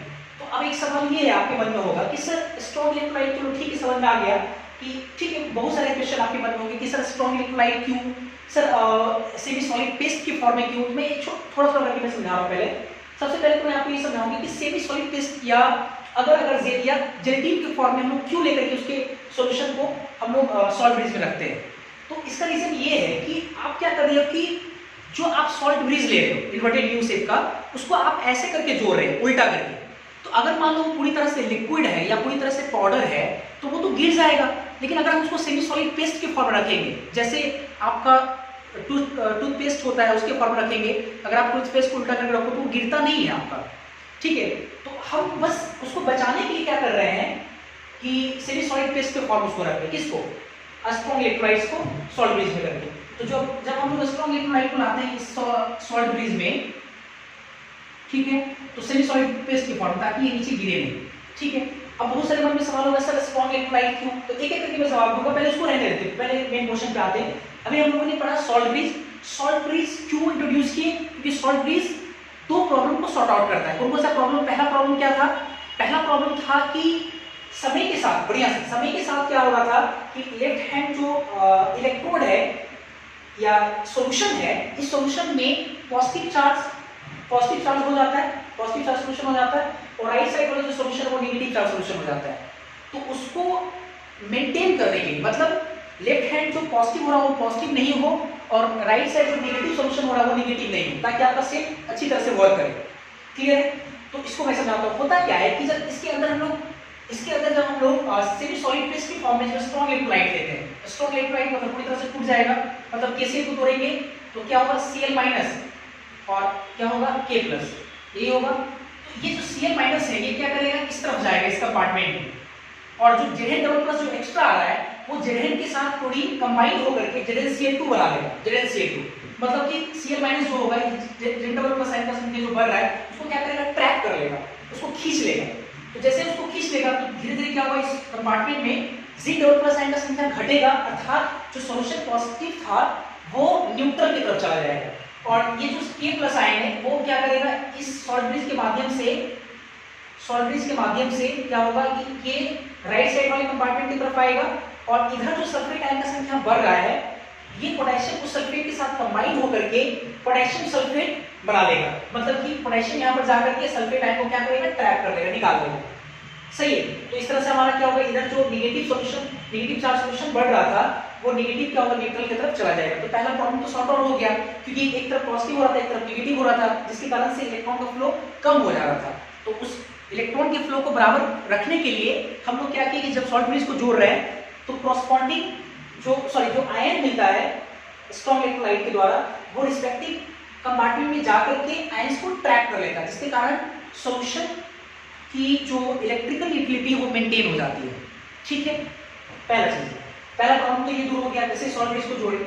दूसरा एक प्रॉब्लम था ये कि दूसरा प्रॉब्लम ये था कि जो आपका गैल्वेनिक सेल जो अभी था पहले, इसको हम लोग गैलियन से भी बोल रहे हैं, कॉपर सेल का इस्तेमाल कर रहे हैं, ये आपका इनकम्प्लीट बोल सकते हो कि सर्किट था, कंप्लीट सर्किट नहीं था, इनकम्प्लीट, मतलब कि आउटर सर्किट ही कंप्लीट हो पा रहा है, इनर सर्किट कंप्लीट नहीं हो पा रहा था। तो अब क्या हुआ, जैसे सॉल्ट ब्रिज को जोड़ दिए, सॉल्ट ब्रिज क्या कर रहा है, इनर सर्किट को कंप्लीट कर दे रहा है, इनर सर्किट अंदर वाले सर्किट को, और इससे क्या हो जा रहा है कि सर्किट आपका कंप्लीट हो जा रहा है। देखो ऐसे समझो पहले, जैसे अब हो क्या रहा है कि इलेक्ट्रिसिटी तो आपको क्लियर है कि इधर से इलेक्ट्रॉन जो है फ्लो आउटर सर्किट में एनोड से कैथोड की तरफ कर रहा है, तो इलेक्ट्रिसिटी का डायरेक्शन कैथोड से एनोड की तरफ है, ये तो क्लियर है। अब क्या हुआ कि चूंकि सर्किट उसमें इनकम्प्लीट था, जैसे हम लोग सॉल्ट ब्रिज को जोड़ दिए तो सॉल्ट ब्रिज में क्या हो रहा है कि आयंस फ्लो कर रहा है, आयंस केटायन एनायन। तो जो Cl माइनस आयन है वो लेफ्ट साइड को फ्लो कर रहा है और K plus right side flow कर रहा है। तो अगर हम एनायन को अगर फोकस करें तो एनायन जो Cl माइनस आयन है वो किधर फ्लो कर रहा है, तो ऑब्वियसली आप बोल सकते हैं कैथोड से एनोड की तरफ, मतलब ऐसे फ्लो कर रहा है, ऐसे फ्लो कर रहा है, मतलब कैथोड से एनोड की तरफ। तो अगर एनायन जो है आपका नेगेटिव आयन अगर इधर फ्लो कर रहा है तो ऑब्वियसली इलेक्ट्रिसिटी का डायरेक्शन किधर होगा, इनर सर्किट में आएगा, एनोड से कैथोड की तरफ। तो अब आप देखो ना जरा, ऊपर वाला सर्किट में ऐसे देखते हैं, इधर से ऐसे इलेक्ट्रिसिटी फ्लो किया, आउटर सर्किट में ऐसे, और देखो इनर सर्किट में क्या हुआ, इलेक्ट्रिसिटी ऐसे फ्लो कर रहा है। तो देखो सर्किट पूरा कंप्लीट हो गया है, अब इलेक्ट्रिसिटी आराम से फ्लो करेगा, कैसे, इधर से आई इलेक्ट्रिसिटी ऐसे करके फ्लो करेगा, इस प्रकार से। तो ये दोनों प्रॉब्लम को सॉर्ट आउट कर दे रहा है कौन, सॉल्ट ब्रिज। क्लियर यहाँ तक? अब क्या है कि सॉल्ट ब्रिज से आपके बोर्ड के एग्जाम में कई बार क्वेश्चन आता है, सॉल्ट ब्रिज क्या है, सॉल्ट ब्रिज का फंक्शन क्या है, और सॉल्ट ब्रिज में जो आप इलेक्ट्रोलाइट इस्तेमाल करते हैं उस इलेक्ट्रोलाइट का प्रॉपर्टीज क्या क्या होना चाहिए। क्योंकि मैंने अभी समझा दिया KCl, आपके मन में बहुत सारे सवाल होंगे, तो मैं आपके सवाल को एक एक करके मैं आपको समझाऊंगा। ठीक है, पहले तो ये गैल्वेनिक सेल पूरी तरह से खत्म हुआ, गैल्वेनिक सेल का पूरा फीचर्स आपको समझ में आ गया होगा। एक बार मैं थोड़ा सा रिकॉल करा देता हूँ, वो क्या है समझते पहले। ये आपका डेनियल सेल है, गैल्वेनिक सेल या वोल्टाइक सेल या डेनियल सेल। ठीक है, इसमें सबसे पहली बात ये इलेक्ट्रिसिटी कैसे जनरेट की, सब मैंने आपको समझा दिया था। पहली बात ये कि अगर आपसे ये क्वेश्चन पूछा जाए कि गैल्वेनिक सेल में इलेक्ट्रिसिटी जो है वो किधर से किधर फ्लो कर रहा है, ठीक है, ये पूछा जाए, तो ये आपका एनोड, ये आपका कैथोड है। आप देख पा रहे हैं कि एनोड से इलेक्ट्रॉन कैथोड की तरफ जा रहा है, अर्थात इलेक्ट्रिसिटी कहां से कहां फ्लो करेगा, कैथोड से एनोड की तरफ, लेकिन वो आउटर सर्किट में, बाहर वाले सर्किट में। इनर सर्किट में चूंकि आपका एनायन कैथोड से एनोड की तरफ फ्लो कर रहा है, नेगेटिव आयन ऐसे, कैथोड से एनोड ऐसे, तो इलेक्ट्रिसिटी एनोड से कैथोड की तरफ फ्लो करेगा। तो मतलब ये हुआ कि ऑटो सर्किट में इलेक्ट्रॉन, चूंकि आपका एनोड से कैथोड फ्लो कर रहा है, एनोड से कैथोड कर रहा है, तो इसलिए जो आपके इलेक्ट्रिसिटी का जो डायरेक्शन होगा वो कैथोड से एनोड होगा। ऐसा आपने फिजिक्स में जरूर पढ़ा होगा। और इनर सर्किट में, अंदर वाले सर्किट में नेगेटिव आयन कैथोड से एनोड की तरफ फ्लो कर रहा है, इसका मतलब इलेक्ट्रिसिटी का जो डायरेक्शन होगा वो एनोड से कैथोड होगा। पहली बात तो ये हो गया। अच्छा, तो ये हम लोग लिखेंगे, लेकिन रुक जाओ, पहले एक्सप्लेनेशन करते हैं, ठीक है। इसके बाद हम लोग देखेंगे सॉल्व ब्रिज। तो पहले आप ऐसा करो ना कि जैसे आप पहले ऐसा करो कि सॉल्व ब्रिज को मैंने यहाँ, इसको मैं अभी मिटा रहा हूँ, ठीक है। उसके बाद हम लोग एक साथ सब चीज लिखेंगे, सॉल्व ब्रिज वगैरह के बारे में सब अच्छे से लिखेंगे। पहले तो एक चीज देखते हैं, सबसे पहली बात ये तो आपको समझ में आ गया होगा, ऐसे हम लोग चल रहे थे। अब आते हैं पूरे ये भी लिखते हैं। ये आपका ऑक्सीडेशन हाफ-सेल रिएक्शन है। क्या है आपका ऑक्सीडेशन हाफ-सेल रिएक्शन, मतलब जो आपका एनोड है, एनोड पे क्या हो रहा है, ऑक्सीडेशन, और इसको हाफ सेल रिएक्शन कह सकते हैं, ऑक्सीडेशन हाफ सेल रिएक्शन कह सकते हैं, ठीक है। कैसे हो रहा है, जिंक सॉलिड टूट करके lead double plus aqueous plus 2 electron release कर रहा है। और जो राइट साइड वाला कंपार्टमेंट है जिसको हम लोग कैथोड बोल रहे हैं, एट कैथोड, इस पर क्या हो रहा है, रिडक्शन हो रहा है। इसको हम रिडक्शन हाफ सेल रिएक्शन भी कह सकते हैं। हाफ सेल रिएक्शन, हाफ इसलिए क्योंकि वो पूरे सेल का हाफ पार्ट है, और रिडक्शन इसलिए क्योंकि उसमें रिडक्शन हो रहा है, और पूरे रिएक्शन का वो हाफ रिएक्शन, इसलिए रिडक्शन हाफ सेल रिएक्शन। इसमें क्या हो रहा है कि कॉपर डबल प्लस जो एक्वस है सॉल्यूशन वाले, वो जिंक के द्वारा छोड़ा हुआ इलेक्ट्रॉन को गेन करके कॉपर सॉलिड के रूप में डिपॉजिट हो रहा है। जब दोनों को हम लोग जोड़ेंगे तो ओवरऑल रिएक्शन क्या आएगा, जिसको हम लोग बोलेंगे रेडॉक्स रिएक्शन। रेडॉक्स रिएक्शन क्या आएगा, दोनों इलेक्ट्रॉन तो कट जाएगा, ये दोनों, हमारे पास आएगा zinc solid copper double plus aqueous. ये रिवर्सिबल का साइन मैंने क्यों लगाया, सब मैं आगे आपको सिखाऊंगा, ठीक है। Zinc double plus aqueous plus copper solid, ये सेल रिएक्शन हो गया आपका, ठीक है। तो इतना आप पहले इसको लिखेंगे, इतना, ये पहले आप डायग्राम बना लो। ये पूरा जो मैंने अभी यहाँ पे लिखा है इसको आप पहले लिख लो।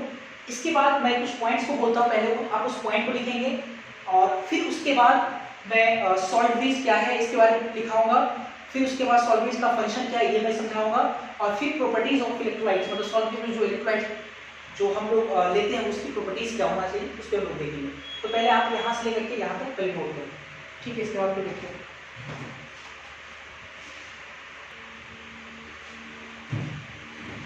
जितनी भी बातें मैंने अभी आपको समझाया था उसको मैंने यहाँ पे लिखा है, ठीक है। देखते हैं, मैंने आपको कहा था कि जो करंट है वो flow in the outer circuit, बाहर वाला circuit, due to flow of electron, मतलब बाहर वाले सर्किट में जो करंट फ्लो करता है उसके लिए जिम्मेदार कौन है, इलेक्ट्रॉन का ट्रांसफर, इलेक्ट्रॉन का फ्लो। आप देखिए बाहर इलेक्ट्रॉन फ्लो करता है, जबकि अंदर में इनर सर्किट में current flow in the inner circuit due to flow of ions, cation anion के फ्लो करने के कारण इनर सर्किट में करंट जनरेट होता है, जबकि बाहर वाले सर्किट में इलेक्ट्रॉन के फ्लो करने के कारण इलेक्ट्रिक करंट जनरेट होता है। मैंने ये लिखा, साथ ही साथ मैंने लिखा सिंस चूंकि electron flow from anode to cathode, electron outer circuit में एनोड लेफ्ट साइड में कैथोड की तरफ ट्रांसफर हो रहा है, इसलिए then direction of electric current will be cathode to anode. Electricity का डायरेक्शन अपोजिट होता है इलेक्ट्रॉन के फ्लो के डायरेक्शन के, तो ऑब्वियसली इसका मतलब इलेक्ट्रिसिटी की तरफ फ्लो करेगा कैथोड से एनोड की तरफ। यही लिखा मैंने इन आउटर सर्किट, बाहर वाले सर्किट में, जबकि वाइल इन इनर सर्किट, अंदर के सर्किट में एनायन नेगेटिव चार्ज इलेक्ट्रॉन की तरह उसको ट्रीट कर सकते हैं आप, है ना। Flow from cathode to anode, आप देख रहे हो कि इनर सर्किट में Cl- उधर से एनोड की तरफ आ रहा था, तो from cathode to anode the direction of current will be anode to cathode. तो ये मैंने अभी आपको लिखाया। इसके बाद सॉल्ट ब्रिज। सॉल्ट ब्रिज क्या होता है, इन्वर्टेड यू शेप का एक ट्यूब होता है जो कि एनोड और कैथोड को जोड़ता है, दोनों कंपार्टमेंट को कनेक्ट करता है, और उसके अंदर कॉन्सेंट्रेटेड सॉल्यूशन स्ट्रॉन्ग इलेक्ट्रोलाइट का, जैसे KCl के KNO3 अमोनियम नाइट्रेट ऐसे करके भरे होते हैं। किस फॉर्म में? सेमी सॉलिड पेस्ट, मतलब आप टूथपेस्ट जैसा, ठीक है, जेल जैसा भर सकते हो ताकि वो गिरे नहीं, या अगर जेल के फॉर्म में या जेलेटिन के फॉर्म में, जेली फॉर्म, ताकि वो गिरे नहीं, उस फॉर्म में वो भरते हैं। मैंने ये लिखा, solid is an inverted U-shaped tube which connects anodic compartment and cathodic compartment both. It contains concentrated solution of a strong electrolyte like KCl, KNO3, ammonium nitrate, NaCl, etc.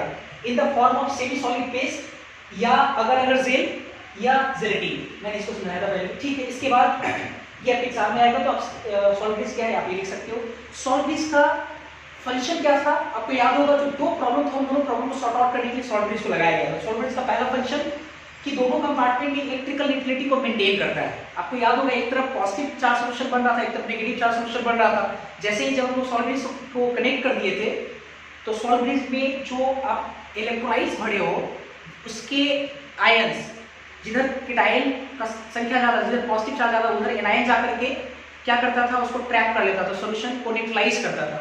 और दूसरी तरफ जिधर एनायन बढ़ा हुआ उधर केटायन जाकर के उस एनायन को ट्रैप करता था, जिसके कारण सॉल्यूशन न्यूट्रल की तरफ भागता था। तो इस तरह से मैंने लिखा it maintains electrical neutrality in both compartment. आपके एग्जाम में आता है function of salt bridge.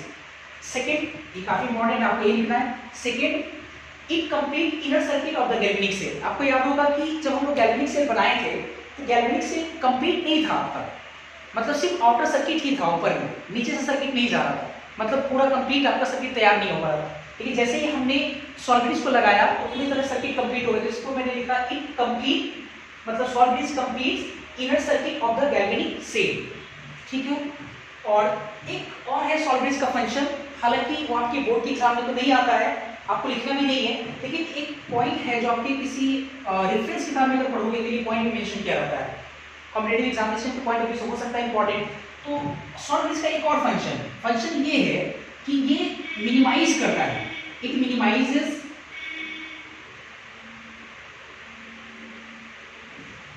Liquid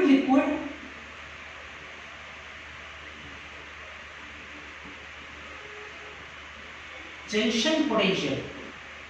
liquid के बीच में जो जंक्शन बनता है उसके पोटेंशियल को मिनिमाइज करता है। अब लिक्विड जंक्शन पोटेंशियल ये कैसे समझ में आएगा आपको, ऐसे समझाता हूं मैं। जैसे अभी जो मैंने आपको गैल्वेनिक सेल बनाकर दिखाया था, डैनियल सेल, जिंक और कॉपर वाले रॉड को इस्तेमाल किया, जैसे उसको हम बोल सकते हैं डैनियल सेल। जो मैंने अभी आपको डैनियल सेल दिखाया तो आपको ये लगा काफी वो बड़ा है, तो ऐसा, तो अगर आप जो पेंसिल वाला बैटरी देखते हो या जो वॉच में जो बैटरी देखते हो, अब उसमें दो अलग अलग बर्तन दूर रखे तो आपको लगता है बैटरी का साइज काफी बड़ा हो जाएगा।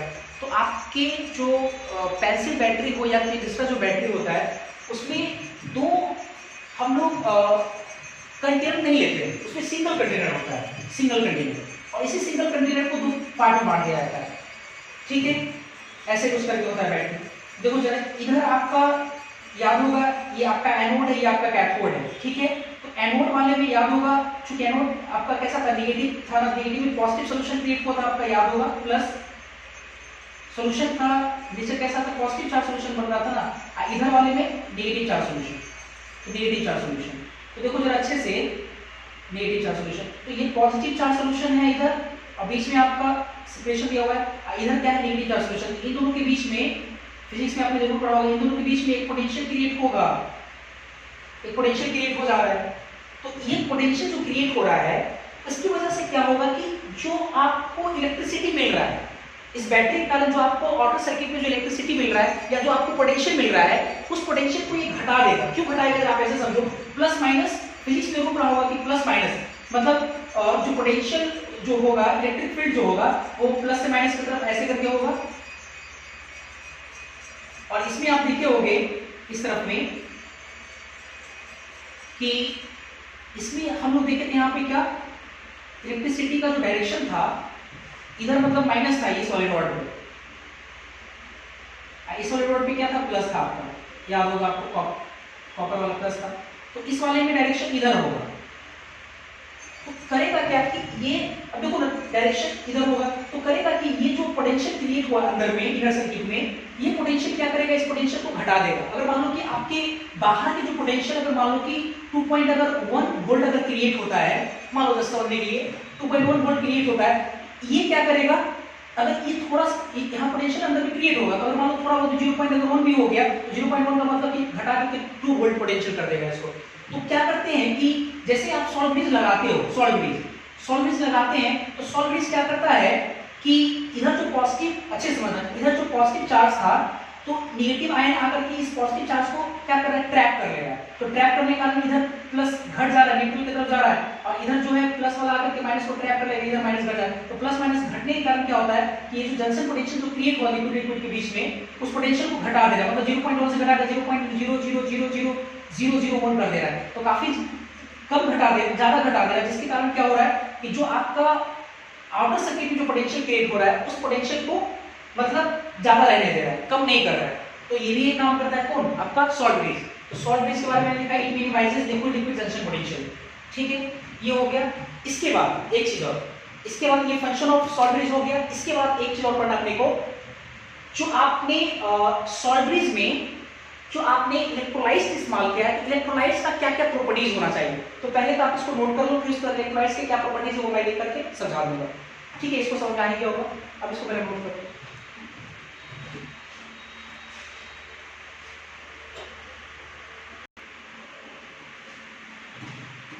इसके बाद हम लोग ये देखेंगे कि जो सॉल्ट ब्रिज में हम लोग इलेक्ट्रोलाइट्स इस्तेमाल करते हैं, उस इलेक्ट्रोलाइट का क्या क्या प्रॉपर्टीज होना चाहिए। तो मैंने यहाँ पे लिखा है, जैसे देखो प्रॉपर्टीज इलेक्ट्रोलाइट्स में मैंने लिखा कि इलेक्ट्रोलाइट को स्ट्रॉन्ग होना चाहिए। स्ट्रॉन्ग किस मायने में होना चाहिए, ताकि अगर स्ट्रॉन्ग होगा तभी तो कीटाइन और एनाइन क्या होगा, इजिली आपको मिल पाएगा।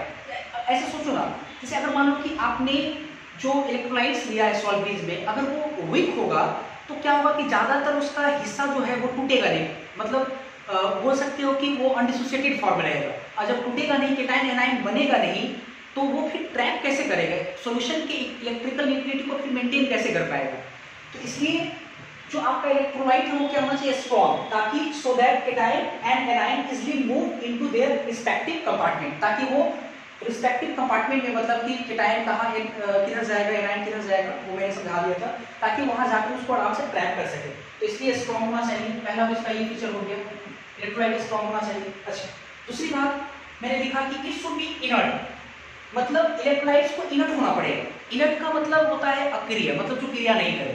तो ऐसा तो नहीं होता कि केसीएल किसी के साथ रिएक्शन नहीं करता है, हमने केसीएल लिखा है। तो इनर्ट किस मायने में नहीं होना चाहिए, इनर्ट इस मायने में नहीं होना चाहिए कि वो रिस्पेक्टिव सेल में, गैल्वेनिक सेल में किसी तरह का रिएक्शन कर सके, मतलब गैल्वेनिक सेल में या गैल्वेनिक सेल के लिए वो इनर्ट होना चाहिए।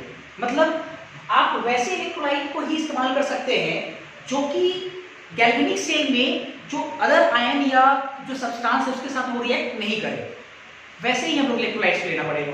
तो मैंने लिखा इनर्ट, इनर्ट किस मायने होना चाहिए, इट मींस दैट, मतलब कि इनर्ट का मतलब ये कि it must not participate in any kinds of chemical reaction in galvanic cell, ताकि गैल्वेनिक सेल में किस तरह रिएक्शन नहीं कर पाए। जैसे मैं आपको थोड़ा और अच्छे से समझाता हूं इसमें। जैसे मान लो कि हमने एग्जांपल लिया था केसीएल, ठीक है, केसीएल हो सकता है, ठीक है, केसीएल ले सकते हैं, ठीक है, केसीएल अगर लेंगे तो कोई प्रॉब्लम नहीं है, केसीएल आपका रिएक्ट नहीं करेगा, केसीएल ठीक है।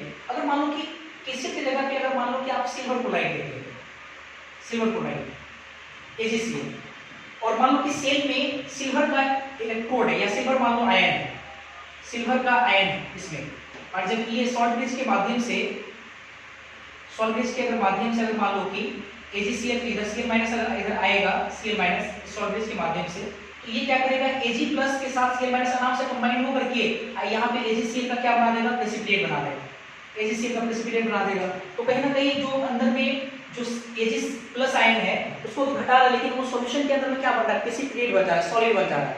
मेरा कहने का मतलब ये है कि जो आपका इलेक्ट्रोलाइट है वो सॉल्यूशन के किसी आयन के साथ कोई रिएक्ट नहीं करे, किसी तरह की कोई प्रेसिपिटेशन का फॉर्मेशन नहीं करे, और साथ ही साथ जो आपने इलेक्ट्रोड लिया है, इलेक्ट्रोड जो लिया है उस इलेक्ट्रोड के साथ वो आयन जाकर के चिपके नहीं, ठीक है, ये सब नहीं होना चाहिए। मतलब उसके उस मायने में आपका इलेक्ट्रोलाइट क्या होना चाहिए, इनर्ट होना चाहिए। तो it should be inert, it means that it must not participate in any kinds of chemical reaction galvanic से। पहला चीज ये हो गया। ठीक है, जब अगर मान लो कि Ag का आयन और Ag का रॉड रहेगा, Ag रॉड, तो उसमें हम लोग उसमें हम लोग AgCl का इस्तेमाल नहीं करेंगे। हम लोग उसमें AgCl का इस्तेमाल नहीं करेंगे, क्योंकि फिर उसमें KCl का भी इस्तेमाल नहीं करेंगे, क्योंकि KCl का इस्तेमाल करके Cl माइनस आएगा, Ag सब कंबाइन होकर प्रेसिपिटेट बना लेगा। अच्छा, तीसरा क्या है, ionic mobilities of cation and anion should be same. Ionic mobilities का मतलब होता है आयंस का मूवमेंट, आयन का मोशन। तो ये कहना है कि जैसे KCl क्यों लिए सर, हम बेरियम क्लोराइड क्यों ले सकते हैं, तो ये अब आपको समझ आएगा कि जो आप वैसे इलेक्ट्रोलाइट ले सकते हैं जिसमें केटायन और एनायन का आयनिक मोबिलिटीज क्या हो, सेम हो, मतलब दोनों के रेट क्या हो, जाने का रेट, मोशन मतलब वेलोसिटी क्या हो, दोनों का सेम हो। ऐसा इसलिए हम बोल रहे हैं क्योंकि अगर दोनों का वेलोसिटी अगर सेम रहेगा तो सेम समय में केटायन एक तरफ जाएगा, दूसरी तरफ एनायन जाएगा, तो बराबर समय में दोनों सॉल्यूशन को क्या करेगा, इलेक्ट्रिकल यूटिलिटी को मेंटेन करेगा। आप ऐसे सोचो ना, अगर मान लो कि दोनों का सेम नहीं है तो ऐसा होगा कि एक गया, एक को ट्रैक कर लेगा, दूसरा बेचारा बैठा हुआ है, तो एक तरफ आपका इलेक्ट्रिकल यूटिलिटी जो है डिस्टर्ब रहेगा, एक तरफ बनता रहेगा, तो कहीं ना कहीं पूरी तरह से क्या ओवरऑल तो आपका डिस्टर्ब ही रह जाएगा। इसलिए दोनों आयन की आयनिक मोबिलिटीज क्या होना चाहिए, सेम होना चाहिए। तो इसलिए लिखा मैंने ionic mobilities of cation and anion should be same. आज थोड़ा रिलेशन बड़ा हो गया क्योंकि मैंने पहले ही कहा था कि गैल्वेनिक से थोड़ा सा कोरिलेटेड होता है, तो मैंने आपको पूरी तरह से खत्म कर दिया कि गैल्वेनिक सेल आपका खत्म हो। गैल्वेनिक सेल में भी बहुत सारी चीजें पढ़ना है अपने को। गैल्वेनिक सेल में मैंने आपको डायनेमिक सेल पढ़ाया, अब इसमें हम लोग सेल रिप्रेजेंटेशन, नंस इक्वेशन और भी बहुत सारी चीजें भी पढ़ना बाकी है, तो आप इसको पहले नोट कर लो और इसी के साथ आज रहने देते हैं। Thank you.